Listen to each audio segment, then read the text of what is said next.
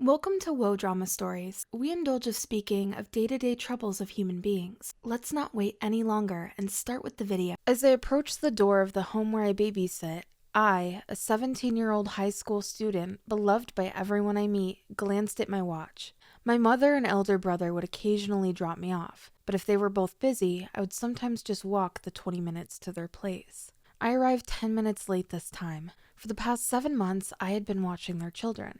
I'm sure they wouldn't mind, I had said. When I rang the doorbell, I could hear noises coming from inside. I knocked firmly and waited for a response. Mr. Peters answered the door, and as soon as he did, I started explaining why I was late. "Hi, I'm so sorry to be late today. I did not think," I started by saying, but got cut off when he said, without letting me finish, "Do not worry about it, no problem at all," while ushering me inside. This is when I noticed and saw his face. It was soaked with sweat, and he looked slightly disturbed, a bit agitated. I tried asking him if something was wrong, but he nodded and murmured under his breath. As soon as I went to the kitchen, I saw the darkness that covered it. There was only a single light on there, above the table. This is where I noticed Mrs. Peters writing something hysterically on a piece of paper. "Mrs. Peters, is everything all right?" I asked. She looked at me, and all she said was, "I'll be back, right back. I've got to say goodbye to my sweet child." Gemma was their newly 1-year-old daughter. This is the child I had been babysitting for the better part of the year. "Mrs. Peters, are you all right?" I asked again, which fell on deaf ears once again. I tried to follow her into the darkness of the hallway, heading up the stairs, but she was too fast for me to catch up to her. "So where are you going to dinner tonight?" I asked, placing my bag on the kitchen table, trying to bring the conversation up with anyone who would listen at that point. The notepad that she had been writing on had holes punctured through it, as if she'd been pressing the pen abnormally hard. I don't know. I guess we will decide on the road and see where we can get tables." He seemed distant and distracted, shifting from foot to foot and looking more worried minute by minute. This is when I noticed a quite sizable cut on his left cheek, now dripped with dried blood. "What happened to your face?" I asked concernedly. "Oh," he replied sheepishly, "I was moving furniture."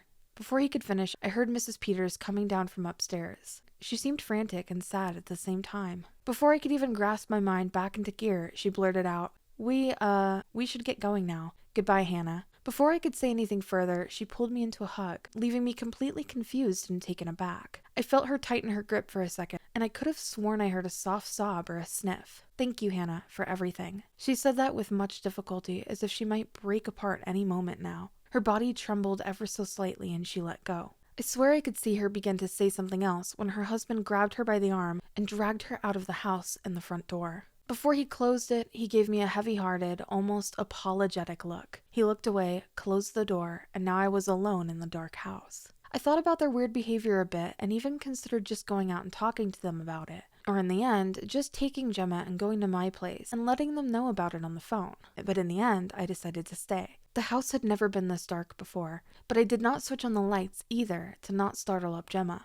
I climbed up the flight of stairs in the dark and headed toward her room. I approached the crib to take her downstairs to the living room when I saw a note just laying on top of her cozy blankets. I could not read it at first in the dark, so I went near the room's only big window. I read it with the help of the streetlight that glared faintly through the window. "Hannah, I'm so sorry. I do not know if I will ever be able to forgive myself for this. But know that I did what I had to do." He broke in while we were getting ready. He held a gun to us and said he was going to kill us. He said he was going to do terrible things to Gemma. This is when you called and we could not pick up. He asked us if anyone else knew about us, and we told him about you. It is an exchange, a decision we had to take. I'm so sorry. I hope God will not punish Gemma for this, and will forgive me one day. I did what I had to do. But now I could hear my heartbeat and see my world falling apart. I looked out the window and saw them pulling out of the driveway. I saw them crying. Perched in Mrs. Peters' lap was Gemma. The darkness crept in all around me. In the same darkness, behind me, the door creaked open. I have an almost 3-year-old beautiful little girl. She's just a few weeks shy of her 3rd birthday. My baby was out in hospice 4 weeks ago after having gone into remission late May. Unfortunately, the cancer has returned, except it is now crushing her optic nerve and is about 8 centimeters long. Multiple doctors recommended we make our daughter as comfortable as possible, as they do not believe removing the tumor is a good option. I have so much to say in regards to her diagnosis, but heartbroken will suffice for now. My husband and I have been making tons of memories with her for the past few weeks. We've included family in some of these memories, but we both feel that we want to spend as much time with our daughter as possible. My mother-in-law called me yesterday to tell me she booked tickets/hotel/airfare for a trip next month. I thought it sounded fun until she said she was taking our toddler with her. Just her, my daughter, and her husband. She did not invite me or my husband. My daughter isn't even 3 yet. She's never stayed overnight anywhere, and mother-in-law wants to take her for one entire week across the country alone. I suggested that my husband and I both go, that way our daughter is comfortable, and for God's sake, in the event she dies. She can't be gone for a week. Her nurses are here, her care is here. I suggested that if we all go for a shorter amount of time. I came up with numerous suggestions, to which all were turned down. I should add that if my daughter was not in hospice, I still would not be comfortable with our daughter being across the country for a week alone without her parents. My child being in hospice adds another layer of complexity to the situation. I told my mother-in-law that her decisions that she made alone without consulting us was a solid no. She called me a few names and hung up on me. She then called my husband and called me a few names and suggested that she would fight for rights before my daughter dies. I'm already grieving. My husband said we should acquiesce to his mother's trip to avoid drama, even though he agrees that our daughter is too young. But I want to spend time with her before the cancer takes her. She's too little, etc. I said no for various reasons, not just to say no. My mother-in-law lives in the same county as us, in the same city as my parents. It's only about a 20-minute drive without traffic. However, my in-laws have always been very adamant that we visit them. So usually, I take my daughter over every other week for a few hours for a visit. Rarely do they ever come to our home. My parents like to visit and always have. My daughter is much closer to my parents for this reason. Anytime my husband and I go to date nights, my parents come over and watch her because they like for her to be in her comfort zone. This is before the cancer. Since the cancer diagnosis, we've been in and out of the hospital for weeks at a time. My parents have still been very much involved with helping in the form of dropping off meals, helping with laundry, etc. I'm very close to my family, and my family has been very respectful of us needing space as a family during this time. I think my in-laws may be expediting guilt because they haven't made much of an effort to visit us, see us, or accommodate us. It's always about what I, their daughter-in-law, can do for them. I've always felt like an incubator who's just there to facilitate a relationship between them and my child. Also, to add, I am set on distancing myself as much as I can. I've cut off contact with my mother-in-law and do not want her around after this fiasco. I've completely blocked her from my phone, and I communicated this to my husband. He is sad, but says he understands. Mother-in-law planned to take my child to Disney World in Florida, which is across the country from where we live. Mother-in-law lives in the same state, in the same county as us. My husband and I have taken our child to Disneyland a few times in her life, and most recently once. Going for one day was exhausting, and my daughter was spent after the day. I can't imagine my daughter handling Disney World for more than a day, but also, I would like to be there for said trip. Even if my child wasn't dying, I would still not be comfortable with her going without me. It's such a bizarre situation. Mother-in-law isn't one for alternative treatments, and I haven't outright asked her, but I wouldn't be shocked at this point. Either way, my child isn't going anywhere with her, supervised or not. I've already made that clear to my husband. She wants to come and visit. It will have to be at our home. Even then, I'm still not on board after everything that has transpired. I've been thinking really deeply the last few months, but even more so in the last 24 hours. I don't know how I can continue being part of this family. I'm trying not to think too far ahead, but I'm seriously doubting continuing on in this marriage.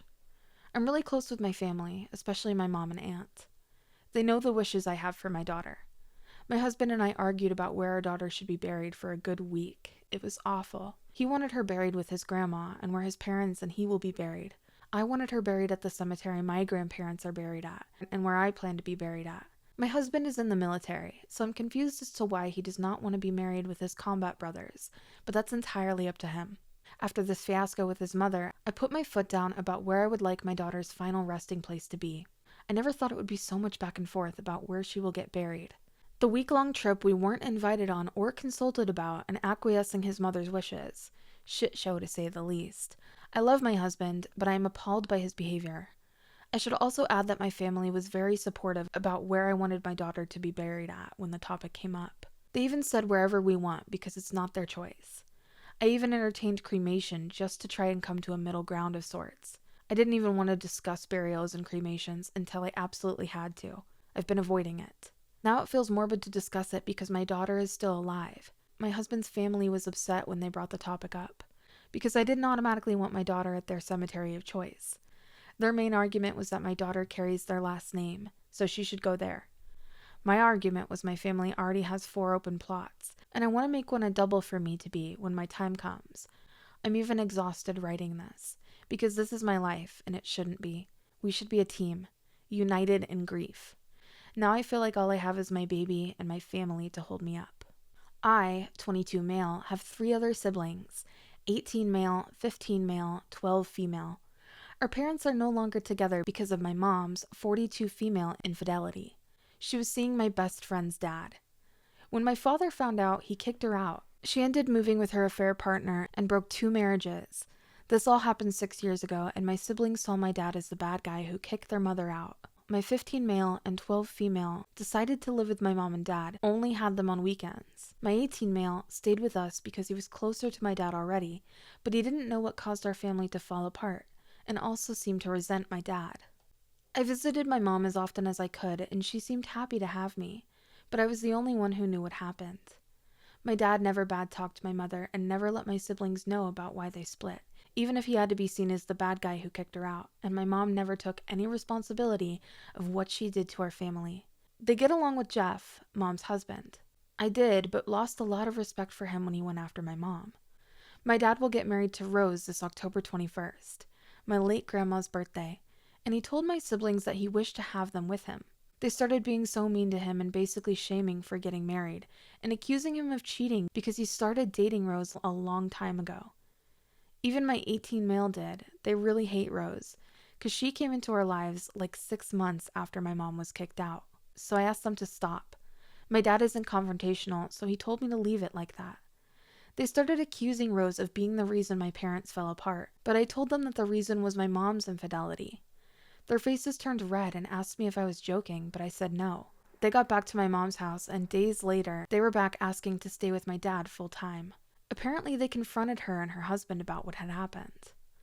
I called my mom to see if everything was okay, but she didn't answer. I went to her house, and she was distant. We didn't talk much about it. Her husband texted me later to call me stupid for telling my siblings about my mom's affair, and they seem to hate her now. I know, it's hard for my mom now because she loves us, but my dad shouldn't be seen as the evil person, and she is the great flawless parent. Plus, Rose shouldn't be seen as a homewrecker when my mom is. I, 22 female, am really close with my 24 male ex-boyfriend's mother. I've always viewed her as an aunt due to the fact that her and my mother are best friends. We started dating in our senior year of high school, and recently we broke up over this exact situation. For context, I'm an Asian woman, and in arguments, he will throw racial slurs and remarks towards me. When we got together, I was a barista at Starbucks. When I was 19, I'd quit and began a work-from-home job.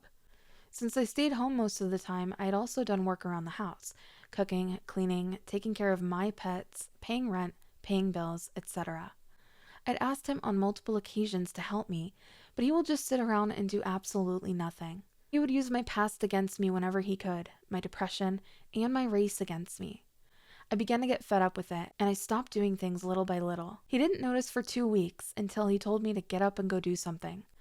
I told him no because he'd been crossing a line for years now, and I was no longer going to take his bullshit.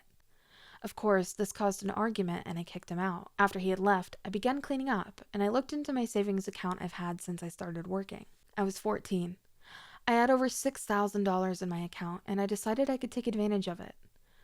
I looked for apartments in NYC and found some that I liked.